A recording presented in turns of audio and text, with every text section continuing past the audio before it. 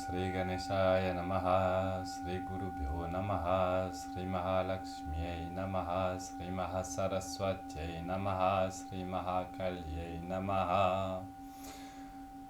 Om Jaho Shantihi Antariksha Shantihi Prithvi Shantihi Rapaha Shantihi Osadhayaha Shantihi Vanaspatayaha Shantihi Vishwe Devaha Shantihi Brahma Shantihi Sarva Shantihi Shantireva Sama Shantiredhi.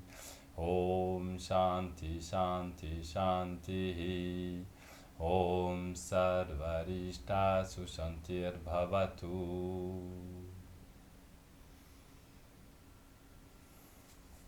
Bonjour.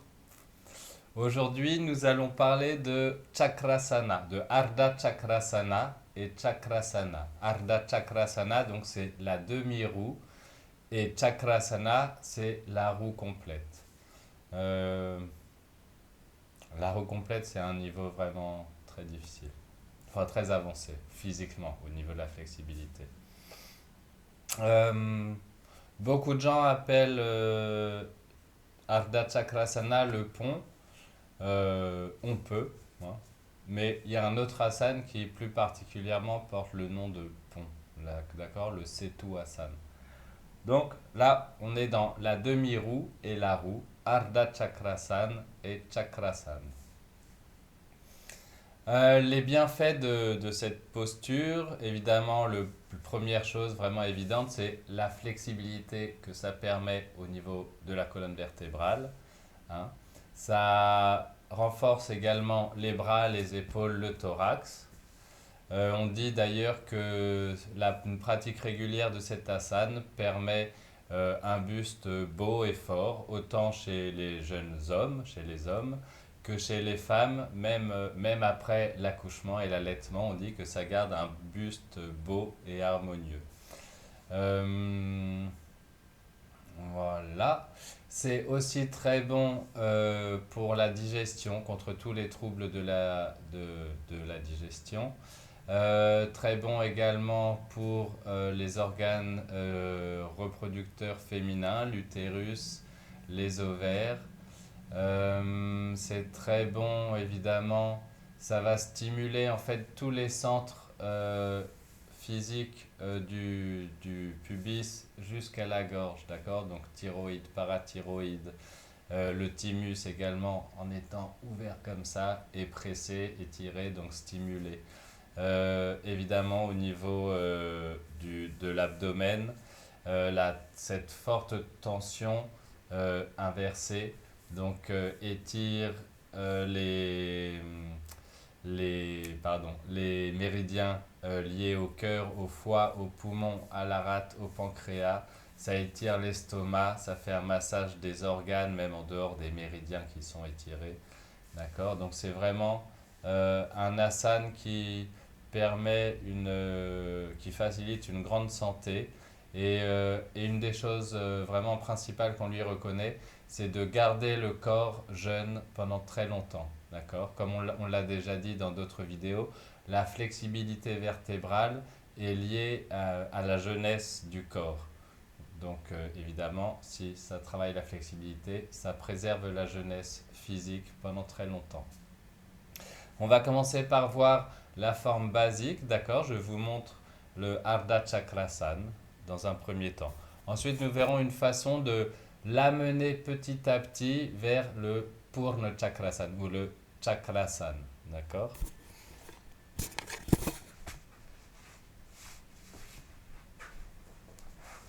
Donc, on commence évidemment les pieds écartés, le plus près possible du bassin et écartés, pas au milieu mais vraiment écartés par rapport au bassin.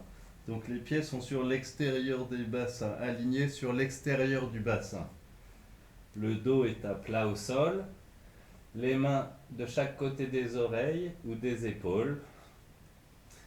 Les doigts tournés vers le corps, donc les mains posées à plat à l'envers. Du coup, les coudes sont évidemment vers le ciel. Ensuite, on va commencer par lever le bassin. On prend appui sur les mains, on passe sur la tête, puis on tend les bras.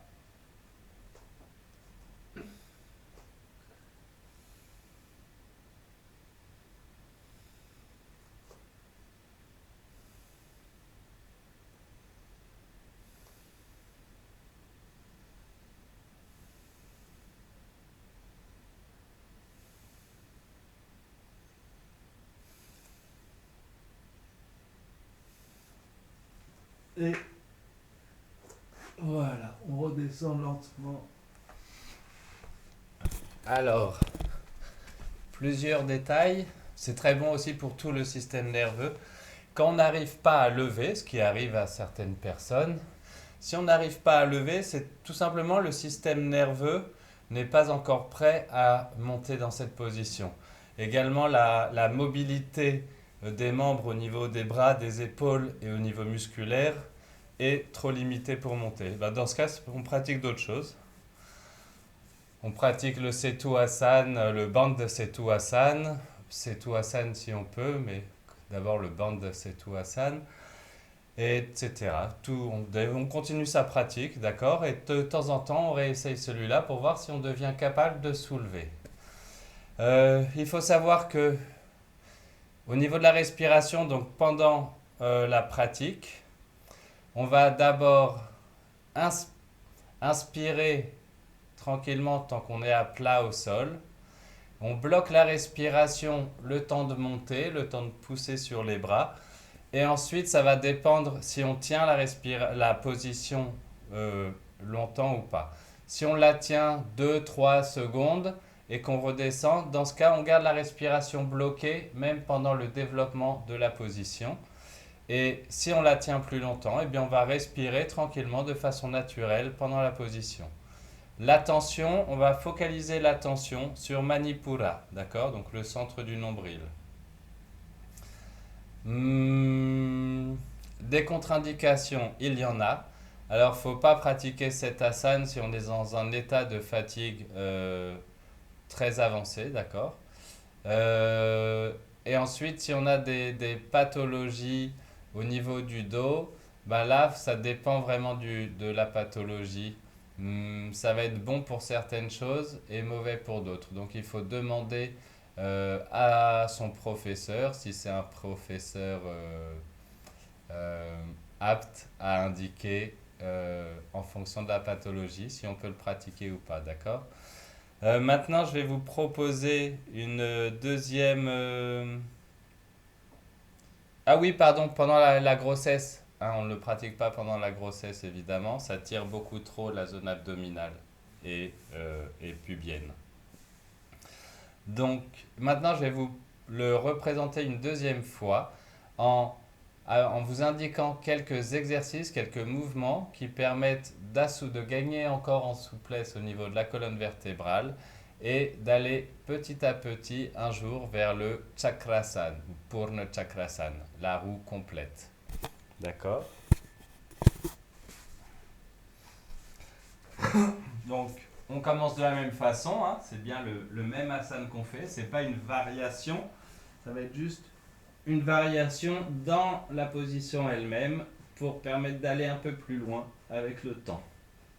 Donc, les pieds bien écartés et le plus proche possible du bassin, les mains à l'envers, au sol, bien à plat.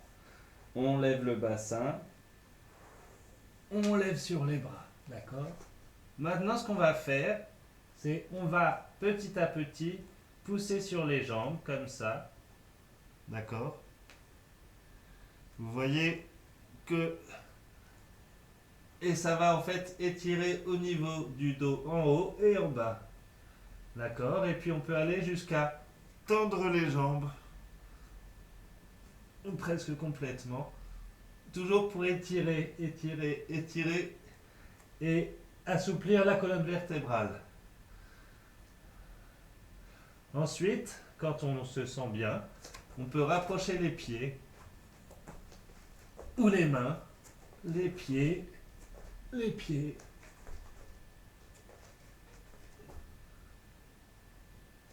Voilà.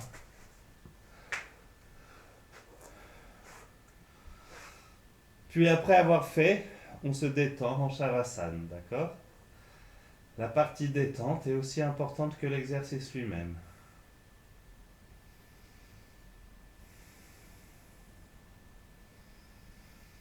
Inspire, expire.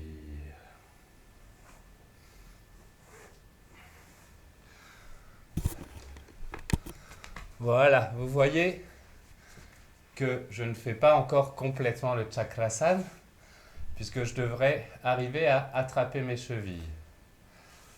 Mais bon,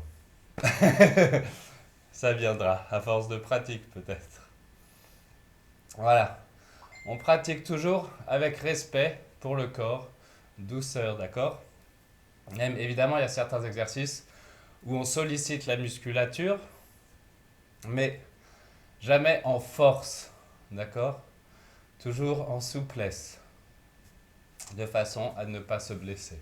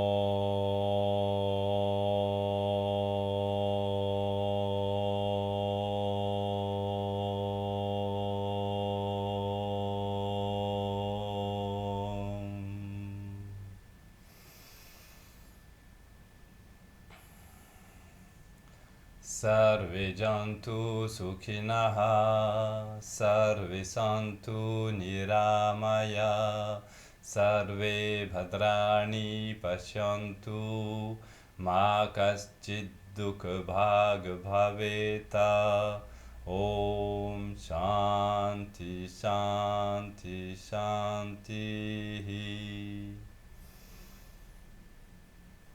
Om Purnamada Purnamidam Purnat Purnamudachyate Purnasya Purnamadaya Purnamevavasishyate. Om Shanti Shanti Shanti.